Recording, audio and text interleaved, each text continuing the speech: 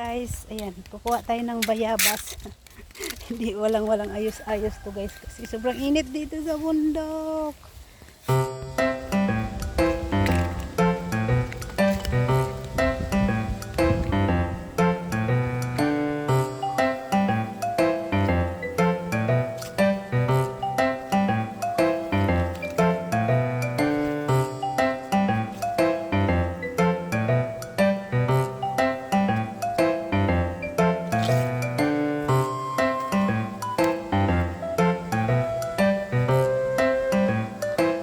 Kukunin natin yung bayabas guys.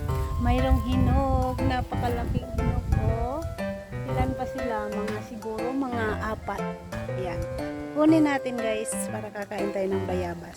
Itong bayabas guys, napakasarap nito dahil matamis talaga siya. Ayan oh, nakita niyo ba yan guys? Hinog na yan. Yan. Yan. Oh, napakalaki. Wow! Oh? Oh? Wow! Ang laki! Ayan pa oh. Oh.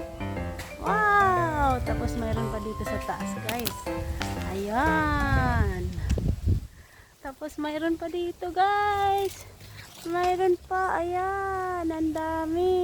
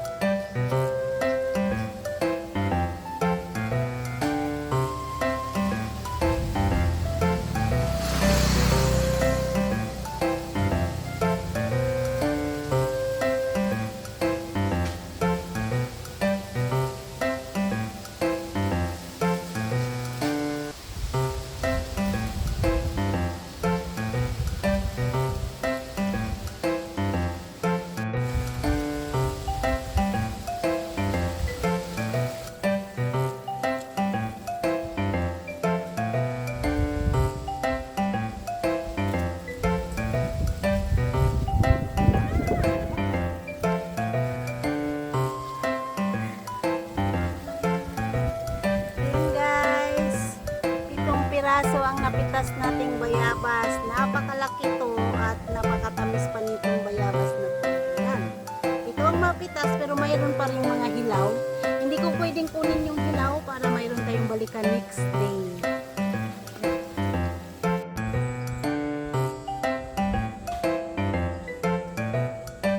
Hey guys, kaunta guys. Bayabas. Laki. At natin. Tamis. Tamis.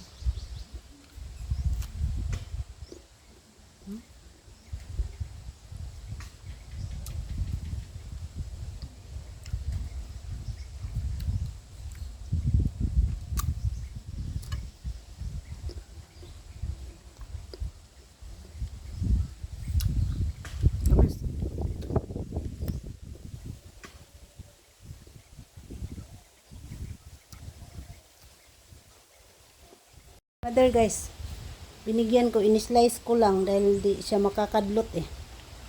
Tamis na eh. In-slice ko sa kanya guys kasi hindi naman pwede niyang buo ang ibigay ko sa kanya dahil hindi niya makagat. Kaya in-slice ko ang bayabas at iniwan ko yung buto, hindi ko binigay sa kanya.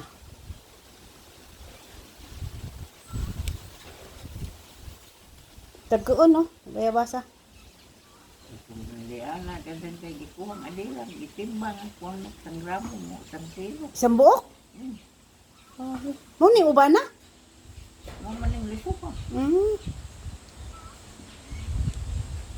Hindi rin nga ini. Disamle lagi ka ng basa. Kasi ako na yawang Kisa may gatag ni mana. pilya. Kanang sabod. Gudapok, sabod, liso. Di kining liso ini pwede din na isabod.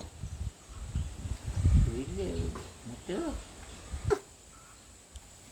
Guys, try ko nga guys. Magtira ako ng buto. Kasi sabi ni mother, pwede din daw ang buto nito. Wala kasi ako napansin dito na side na may tumubo yung galing bunga niya. Kuha na nang nai. Dapit kapal sa